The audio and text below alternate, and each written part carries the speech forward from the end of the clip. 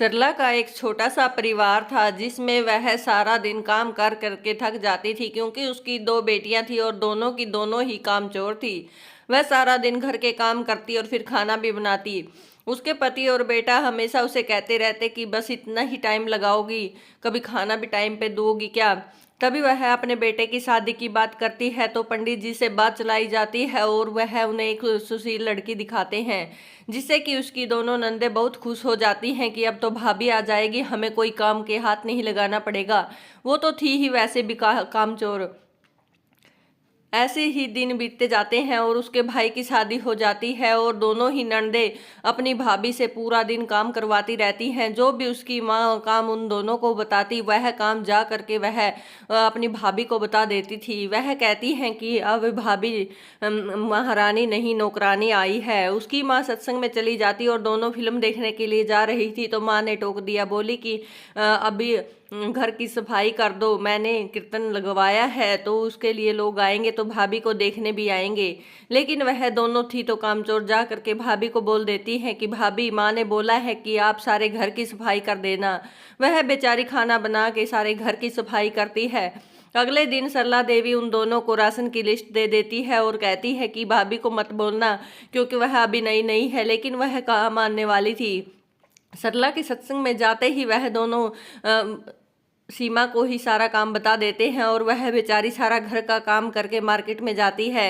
एक दिन उसकी सास देखती है कि फ्रिज बहुत गंदा हुआ है और वह अपनी बहू से कहती है कि जाओ तुम्हारी दोनों नंदों को बुला लाओ, वो फ्रिज साफ कर देंगी। उनमें से एक बाहर खड़ी होके सुन लेती है और वह जाके नैना को बताती है कि माँ हमसे फ्रिज साफ करवाना चाहती है। वह दोनों बीमार होने का नाटक करती हैं जिससे कि उसकी भाभी परेशान हो। वह अपनी भाभी को परेशान करने का एक भी मौका नहीं छोड़ती थी, लेकिन वह बेचारी करती भी क्या, दोनों की तबीयत खराब देख के वह खुद ही फ्रिज साफ करने लग जाती है। ऐसे ही सारे दिन घर के काम करते करते उसकी थोड़ी तबीयत खराब होने लगती है क्योंकि सारा दिन उससे ही सारा काम कराया जाता है। उसका पति बोलता है कि तुम तो बहुत ज़्यादा वीक लग रही हो, ऐसा क्या हुआ है, कुछ दिनों से तुम्हारी हालत मुझे बिल्कुल भी ठीक नहीं लग रही है। वह कहती है कि जी कोई बात नहीं है।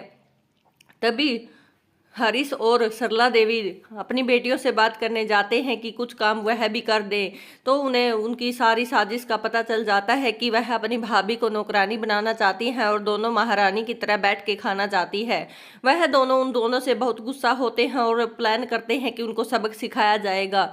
अगले दिन सरला देवी सीमा को अपने सारे गहने दे देती है और हरीश भी उसके लिए गोवा की 15 दिन की टिकट लेके आ जाता है। दोनों बहुत नाराज होती हैं कि इसको गहने भी मिल गए और गोवा की टिकट भी मिल गई।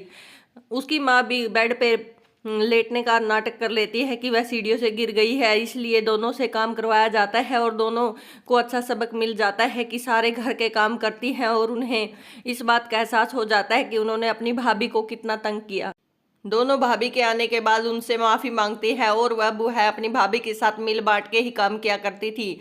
अगर एक रिश्ते को ऐसे सूली पे चढ़ा दिया जाएगा तो कैसे काम चलेंगे। सब अगर मिल बांट के काम करें तो घर अच्छे से चल सकता है।